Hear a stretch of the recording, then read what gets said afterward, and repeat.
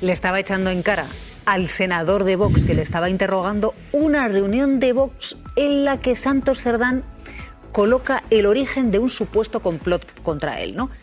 ¿Quién estaba en esa reunión? ¿Para qué fue? Irma, ¿qué datos tenemos de ese encuentro? Bueno, esa reunión está documentada en un libro que escribe el periodista del País, Miguel González, que ha cubierto al partido político Vox, y en esa página donde está explicada esa reunión dice que uno de los asistentes a esa reunión le confirmó que ese encuentro se había producido. Vamos a comenzar por los audios, que dice Irma que son la base de la acusación, de donde comienza todo, y que esos audios para él están en entredicho.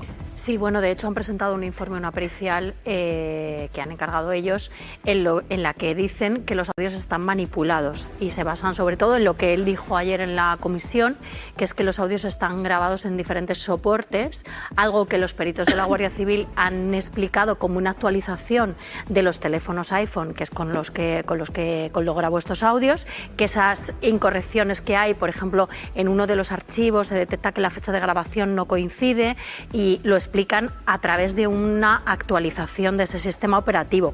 Pero lo que dicen los peritos que ellos han contratado es que hay trazas de que se grabó en dos sistemas operativos diferentes y hay trazas de que esos audios están manipulados, algo que la Guardia Civil ha negado.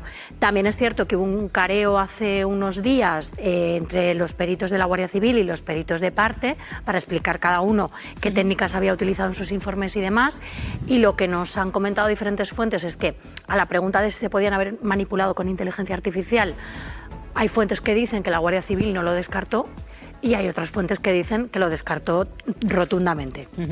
¿Y a partir de ahora qué, Mateo? Porque efectivamente, como nos dice Irma, hubo un careo entre los peritos de la Guardia Civil y los peritos de Santos Cerdán diciendo que esos audios no son válidos, que han sido manipulados.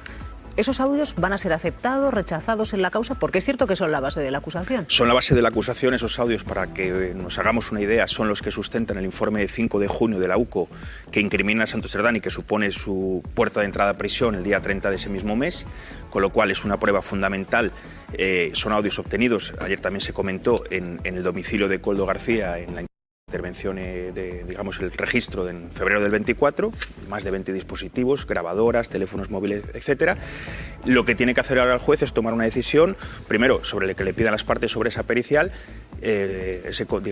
esa presencia de los peritos de la Guardia Civil y de la defensa, y tomar una decisión, porque para él era una diligencia relevante, una diligencia muy importante dentro de la investigación. Como te digo, Silvia, es una de las pruebas de cargo contra Santos Cerdán, y por otra parte, cuando ayer, por ejemplo, no hizo referencia al informe de la UCO, el último, sobre la relación de Servinavar con Acciona, que es, digamos, la otra pata con la cual la defensa tiene que empezar a rebatir o desmontar esas acusaciones que hace la UCO de que era el enlace de Servinavar, la mercantil navarra, en, digamos, la unión temporal de empresas con Acciona. Porque él, claro, dice que esa firma puede estar ahí, pero que no se elevó a escritura efectivamente pública. ¿Qué significa eso? Bueno, significa que en 2016 él aparece un escrito, o sea, la Guardia Civil, cuando entra o registra, digamos, la empresa de Anchón Alonso, el dueño de Servinavar, aparece un escrito donde el 45% de la participación pública de esta empresa, digamos, pertenecía a Santos Cerdán. Fue en 2016, en un contexto donde Santos Cerdán estuvo a punto de salir de la política navarra porque el Partido Socialista Navarra no funcionaba, y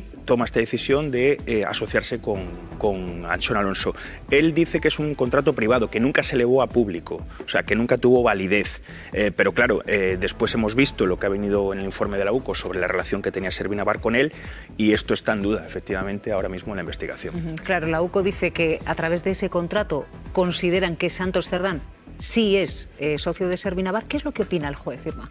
Bueno, el juez lo tiene, o sea, eso está en la causa, no lo ha sacado en ningún momento, y claro, es que no solo está ese contrato, es que en los siguientes informes de la UCO que hemos conocido, por ejemplo el del 11 de noviembre, hay una tarjeta de Servinavar que supuestamente Santos Cerdán utilizaba para gastos personales, hay facturas de gastos personales de Santos Cerdán, tanto de mobiliario de su casa como de alquiler y demás, que pagaba Servinavar, con lo cual, bueno, ya no es solo ese papel. Es que hay otros elementos dentro de la causa que ha ido recopilando la UCO a lo largo de sus informes que acreditarían que efectivamente Santos Cerdán tenía una vinculación con Servinavar. Pero es que además Santos Cerdán fue más allá. No solo dijo que es inocente, dijo que es víctima de una persecución política que comenzó cuando él decidió negociar la amnistía y reunirse con Carles Puigdemont. Desde la foto que estoy sentado con el señor Puigdemont, hay un antes y un después. De hecho, tuve que empezar a tener escoltas otra vez aquí en Madrid. Todo cambió después de esa foto. Y es más, en aquel momento ya me avisaron, no una ni dos, varias fuerzas políticas me avisaron, ten cuidado. Es más, fue todavía más allá Santos Cerdán y aludió a una reunión de Vox. Si usted estuvo presente el 2 de abril del 2021 en la reunión celebrada en el Cigarral de Ortega Smith en Toledo. ¿Qué dice usted, hombre? Aquí las preguntas las hacemos nosotros, señor Cerdán. Al parecer asistió lo más granado de la Guardia Civil y de Vox. Y nos cuenta de qué hablaron allí. Señor presidente, yo apelo nuevamente a su... Porque a raíz de esa reunión empezó todo. Le estaba echando en cara al senador de Vox que le estaba interrogando una reunión de Vox en la que Santos Cerdán coloca el origen de un supuesto complot contra él, ¿no? ¿Quién estaba en esa reunión? ¿Para qué fue? Irma, ¿qué datos tenemos de ese encuentro? Bueno, esa reunión está documentada en un libro que escribe el periodista del País, Miguel González, que ha cubierto al partido político Vox, y en esa página donde está explicada esa reunión dice que uno de los asistentes a esa reunión le confirmó que ese encuentro se había producido. Se produjo en un cigarral en Toledo, que es propiedad de Ortega Smith. Estaba Manuel Mariscal, que es vicesecretario de Comunicación del partido, además de diputado. Estaba también Daniel Arias, presidente del Comité Provincial de Vox, y estaba Ricardo Alba, que es exsecretario general de Fuerza Nueva y de la Fundación Francisco Franco. Esa reunión, como te digo, ha sido reconocida. Había también, según lo que nos cuentan, mandos de la Guardia Civil. Estaba Diego Pérez de los Cobos, estaría también Manuel Sánchez Corbí, y en esa reunión es donde él sitúa esa caída en desgracia, digamos, ¿no? Porque dice que justo después de esa reunión, a los 2 días, Vox interpone una querella, que eso además está contado en el libro, ante el Supremo contra Grande Marlaska por el cese de Pérez de los Cobos, argumentando desviación de poder. Una querella que, según cuenta el libro, y que bueno, que es así, que está documentado, se inadmitió en octubre, pero que a Vox le sirvió, según lo que cuenta el libro, para ganarse el favor de ciertos sectores dentro de la Guardia Civil que simpatizaban con Pérez de los Cobos. Y además, según lo que nos cuentan desde el entorno de Santos Cerdán, esa reunión hay que contextualizarla con unos mensajes que están en una causa que se está investigando en la Audiencia Nacional. Son unos mensajes entre el capitán Bonilla, que seguro que no suena su nombre porque ya hemos hablado de él otras veces, que estaba en el grupo de Fuentes Humanas de la UCO y se hacía pasar con un seudónimo que era Roberto Alcázar, y hablaba con el empresario José Luis Caramés, que era un confidente de la Guardia Civil, y José Luis Caramés le preguntaba por Koldo. Eso el mismo día que Vox interpone esa querella, o sea, los hechos van, digamos, en paralelo. Caramés le pregunta por Koldo, Bonilla le dice dónde tengo que buscar, cómo lo busco, Koldo PSOE, y Caramés le dice, cuando te vea te contaré cómo funcionaban. Y al día siguiente, Bonilla le dice, está muy bien todo esto que me has contado, es muy interesante, manténnos informados, porque los golpes siempre se los llevan los nuestros y creo que ya es hora de cambiar de bando. Pero lo que él ha argumentado después es que, bueno, que cuando está hablando con confidentes de derechas, pues tiene que hacerse pasar por una persona de derechas, y cuando es con confidentes de otro lado, pues tiene que hacerse pasar pues, por otro tipo de ideología. Entonces lo que ponen es todos los hechos en paralelo. La reunión del 2 de abril, la querella del 5 de abril de Vox y esos mensajes que se producen el mismo día 5 de abril. Y además es que esos mensajes los hemos visto en escritos de la defensa de Koldo, hablando también de que efectivamente pues Koldo estaba ya en el punto de mira de esta conspiración, esta supuesta conspiración que habría de fuerzas y poderes del Estado. Y es ahí donde comienza a decir Santos Cerdán que comienza su caída en desgracia, justo desde ese preciso momento. Porque además, contextualizando lo que muy bien ha contado Irma, la defensa de Santos Cerdán cree que Koldo es un confidente de la Guardia Civil, o sea que no es, digamos, un hecho no relevante que en su casa aparecieran ese cúmulo de pruebas allí a la vista de los investigadores cuando entran y registran su vivienda.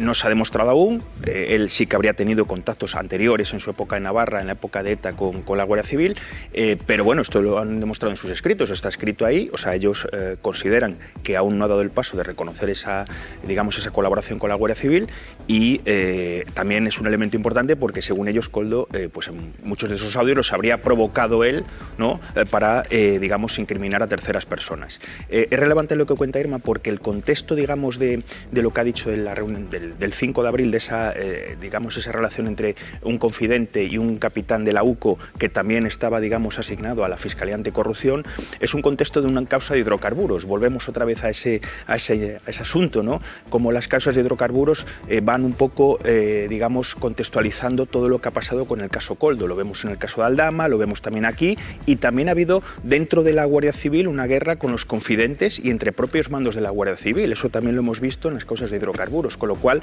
todo ese contexto yo creo que es lo que quería poner ayer de relieve Santos Cerdán. Este hombre que abandona la cárcel de Soto del Real rodeado de esa multitud de periodistas tenía contactos con la constructora Acciona desde antes de ser el secretario de organización del PSOE y desde antes de llegar el PSOE al gobierno en 2018. Según el informe de la Guardia Civil, esos contactos se multiplicaron a partir de ese momento con Ábalos en el Ministerio de Fomento. Y el siguiente informe de la UCO que se espera en torno a Cerdán es el de su patrimonio. De momento ha sido puesto en libertad porque el juez estima a Aitor Lourido que ya no existe peligro de destrucción de pruebas. Sí, porque lo que dice el juez es que básicamente esas pruebas ya están en manos de los agentes, están en manos de la investigación y que por lo tanto ya no hay una posibilidad real, práctica, de que Santos Cerdán ahora en libertad pueda acceder a esas pruebas y pueda alterarlas o incluso destruirlas. Y hay otra cosa importante que matiza el juez en su auto. Dice que el poner a Cerdán en libertad no significa que la causa contra él se diluya, sino que dice que todo lo contrario, que los indicios se están reforzando y que se han robustecido. Santos Cerdán ha estado en esta cárcel de Soto del Real 142 días, ha salido ante una enorme expectación mediática, pero solo ha hecho una breve declaración a la salida. Están hablando muchas mentiras y hay muchas manipulaciones en cuanto a la interpretación que se hacen de los dos informes sobre mi persona. Yo confío que la verdad se imponga y que al final con esa verdad se haga justicia. El juez deja en libertad a Santos Cerdán, pero deja claro que no solo no se han diluido los consistentes indicios de criminalidad, sino que se han reforzado y se han abierto nuevas vías de investigación. La más reciente, la relación simbiótica entre Acciona y Servinavar. El último informe de la UCO insiste en que Santos Cerdán tenía el 45% de la pequeña empresa que, asociada con la gran constructora, consiguió un 75% de sus ingresos. Acciona habría pagado una comisión de un 2% de las adjudicaciones presuntamente amañadas y en total entregó a Servinavar más de 6.600.000 euros. Aquí vemos a Santos Cerdán con Justo Vicente Pellegrini, directivo de Acciona en esos momentos y ahora imputado. El lugar de la reunión llama la atención de los investigadores, un piso en Madrid por el que Servinavar pagaba 1.600 euros solo para reuniones. La UCO ha analizado varias adjudicaciones sospechosas que además refuerzan la relación entre Acciona y Servinavar. Por ejemplo, la obra de los tirantes del puente del quinto centenario de Sevilla. Acciona paga a Servinavar 1.800.000 euros. Y la pequeña sociedad que aporta, un solo trabajador que además es el cuñado de Santos Cerdán. La detención de Koldo García alerta al principal socio de Servinavar, Anchón Alonso, que le dice a su mujer que de momento no ha salido el nombre de Cerdán. Y justo el día antes fue el último en el que la familia de Santos Cerdán paga con una tarjeta de Servinavar con la que ya se habían gastado 33.000 euros. Hace 1 año y 9 meses que la Guardia Civil detuvo a Koldo García, un asistente para todo del PSOE y de José Luis Ábalos. Lo acusaban de cobrar comisiones en la compraventa de mascarillas mientras la pandemia azotaba al país. Su nombre bautizó el caso al ser detenido el primero, pero las piezas de caza mayor estaban por llegar y fueron llegando. Ábalos y finalmente Cerdán, los dos sanchistas de primera hora y secretarios de organización del partido. Todo empezó a torcerse para Santos Cerdán el 21 de febrero de 2024. La Guardia Civil detiene a Koldo García por supuesto cobro de comisiones ilegales por adjudicaciones de mascarillas durante la pandemia. 2 meses después, Santos Cerdán marca distancias con Koldo en el Senado. No era ni mi pupilo ni era nadie dentro del organigrama de Ferraz. Ya en noviembre, el Supremo imputa a Ábalos, pero nada se oía aún sobre Cerdán. Pero ese mismo mes, en la Audiencia Nacional, Aldama le acusa junto a Ábalos y a Koldo de haber cobrado comisiones millonarias. El bar que hay enfrente de Ferraz, y en ese bar se le entrega al señor Koldo el sobre y él se lo da al señor Santos Cerdán. A partir de ahí, varios medios publican que la UCO prepara un informe que implica a Santos Cerdán, pero en Moncloa y en Ferraz defienden su inocencia. Es que es tremendo ya, de lo que estamos hablando. Ya vale de tanta condena de telediario, ¿no? Y ese informe sale a la luz el 12 de junio. El propio Santos Cerdán lo leía en su escaño. Tendré que leerlo, ¿vale? Le hemos visto leerlo en el hemiciclo. 500 páginas no se lee. Aparecen conversaciones como esta, en la que Koldo le dice a Ábalos que Cerdán se ha quedado con el dinero y se queja de que le ha utilizado durante años. Y tras su publicación, el juez le cita a declarar como investigado. Le acusa de ser la cabeza de una organización criminal, tráfico de influencias y cohecho, y le manda a prisión provisional, donde ha permanecido casi 5 meses. La salida de prisión de Santos Cerdán no preocupa al gobierno. ¿Cree que puede decir algo sobre el presidente, el partido? En absoluto. E insisten, el PSOE aparta a los sospechosos de irregularidades en cuanto tiene pruebas. Colaboración total, pero también le pedimos a aquellos que nos quieren dar lecciones, que es el Partido Popular, que se lo hagan mirar. Su socio, Sumar, cree que urge tomar medidas eficaces contra la corrupción. La actuación tiene que ser contra todos los golfos que haya en política, vengan de donde vengan. Esquerra advierte, su línea roja para mantener el apoyo a Sánchez no cambia. Si escala y hablamos de financiación ilegal o de la Gürtel del PSOE, le pediremos al gobierno que convoque elecciones. El PP pide al ex número 3 del PSOE que aproveche su libertad para dar explicaciones. Sobre su papel en la trama y sobre el papel de sus compañeros y especialmente el papel de Pedro Sánchez. Van a caer todos y Sánchez va a caer con todos. Es la acusación que lanza contra el presidente y asegura que se trata de una trama que atraviesa la columna vertebral del gobierno.